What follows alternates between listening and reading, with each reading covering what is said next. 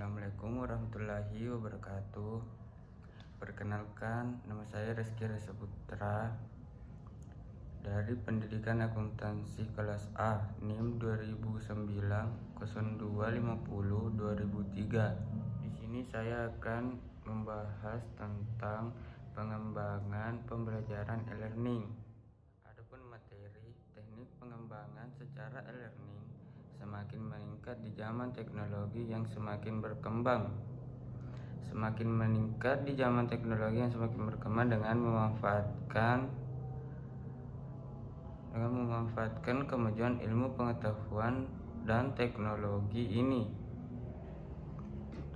Pembelajaran secara e-learning sudah diterapkan di lingkungan pendidikan. Dengan pembelajaran dapat diharapkan memperbaiki pola pembelajaran konvensional menjadi pola pembelajaran digital, seperti yang diharapkan oleh pengelola pendidikan. Masih banyak sekolah yang melakukan pembelajaran secara konvensional,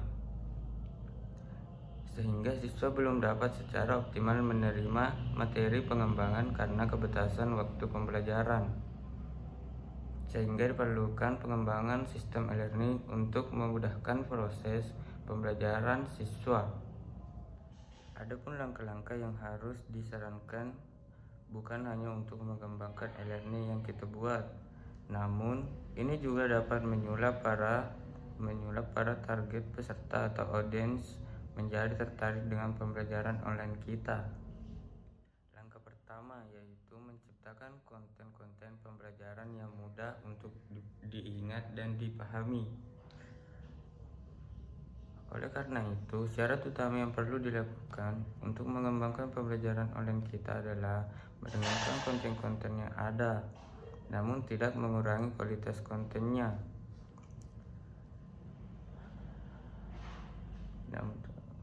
Untuk memudahkan langkah pertama ini, kita harus menerapkan kiat-kiat di bawah ini sebagai berikut.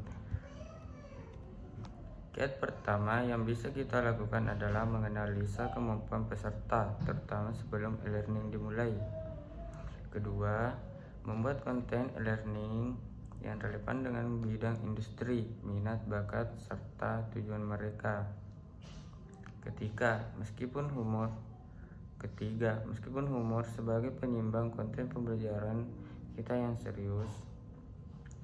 Dalam hal ini, bukan berarti kita mendominasi humor di dalam konten pembelajaran. Namun, kita hanya perlu menyisipkan sedikit saja tanpa mengurangi konten-konten ini. Keempat, jangan lupa menyertakan beberapa cerita atau analogi sebagai contoh nyata di dalam materi e-learning kita. Seseorang akan lebih mudah mengingat dan memahami konten pembelajaran jika disertai dengan contoh-contoh dari konten tersebut. Kiat keenam yaitu kita perlu menggunakan sumber-sumber multimedia yang dipilih secara efektif untuk mempercepat penanganan peserta e-learning. Yang ketujuh, kita perlu menyediakan soal-soal yang bisa menguji pemahaman serta dengan baik. Teori tanpa ujian hanya akan menjadi hal yang sia-sia. Untuk itu, kita perlu membuat soal-soal e-learning yang relevan dalam membantu mengasah pemahaman peserta e-learning lebih dalam. Kiat terakhir, kita bisa mengirim lembar umpan balik kepada para peserta e-learning. Tujuan supaya kita bisa mengetahui hal-hal apa saja yang kita perlu tingkatkan dalam dan mempertahankan. Langkah kedua yaitu mencantumkan testimoni e-learning di situs web. Langkah kedua ini juga tidak kalah penting.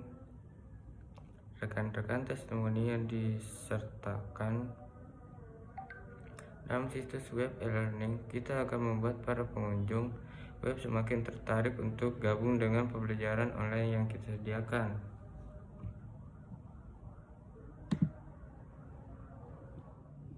Biasanya organisasi nikralaba akan mempromosikan e-learning kita secara percuma kepada mitra bisnis mereka.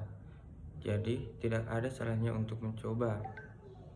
Langkah ketiga, memiliki sistem manajemen pembelajaran (LMS) yang tepat.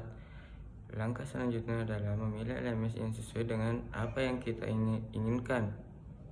LMS ini dipilih secara selektif agar peserta e-learning dapat mengikuti pembelajaran online dengan baik dan produk-produk e-learning kita bisa terus berkembang secara berkelanjutan. Lalu, apa itu LMS? Mungkin rekan-rekan Sepenca Aktif sudah memberi artikel kepada sebelumnya berjudul apa itu LMS, namun kami akan menyampaikan secara singkat di sini. LMS adalah singkatan dari Learning Management System, sistem manajemen pembelajaran, dan ini merupakan istilah global untuk sistem komputer yang dikembangkan secara khusus untuk mengelola kursus online, mendistribusikan secara pelajaran, dan memungkinkan kolaborasi serta peserta pemateri.